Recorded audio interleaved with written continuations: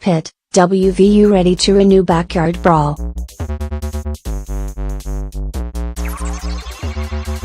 With series renewed for first time since 2012, Panthers hold 96-88 lead all-time. Pittsburgh, the Backyard Brawl memories are well-worn and familiar to Bob Huggins. They stretch back decades, the highs and the lows of West Virginia's longtime rivalry with Pittsburgh coming back to him in a rush. How could he not want his players to be a part of it?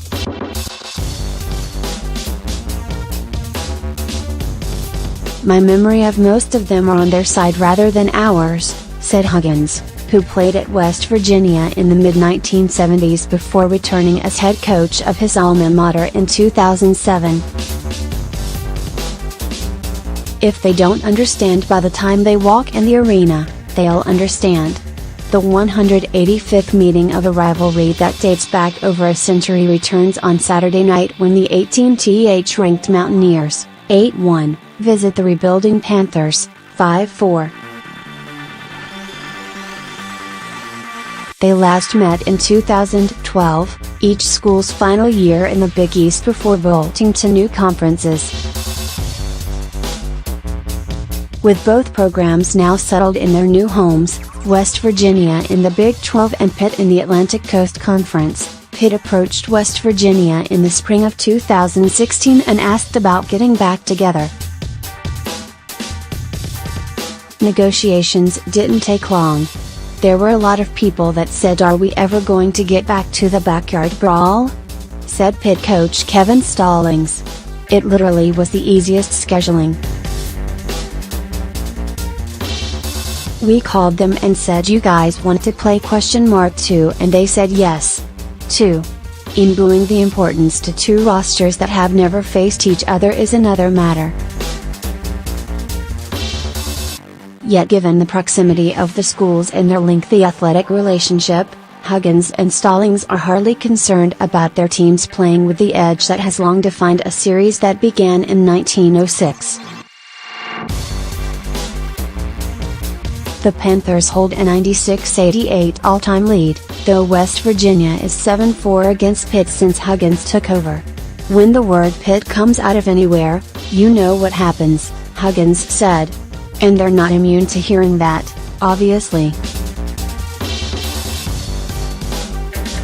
The Mountaineers head in with serious momentum, having won 8 straight games since an opening loss to Texas A&M, including a 68-61 victory over 15th-ranked Virginia on Tuesday. Stallings has spent a considerable portion of practice trying to get his team that features 11 new faces ready for West Virginia's relentless press, often putting 7 or 8 defensive players on the floor at a time and daring the offense to execute. "It's really been a learning experience when we first started it," Pitt junior guard Jared Wilson-Frame said. "It's something, now, we're able to handle with normality. At least in theory. Breaking pressure for a brief stretches is one thing, doing it over the course of 40 minutes is another matter entirely. You can be prepared for it, but I think at times there's a cumulative effect to it, and that's the thing you probably can't really prepare for," Stallings said. The game will be the first real chance for Pitt's completely retooled roster to play in front of a legitimately buzzing home crowd. The once intimidating Peterson Events Center has been decidedly more welcoming during the bumpy retooling Stallings is overseeing. Stallings chuckled when asked if his team will have to adjust to a raucous atmosphere on its own floor. "If anything, it's what the Panthers want. If you're not up for Saturday's game," Pitt senior forward Ryan Luther said, "I don't know what you can get up for."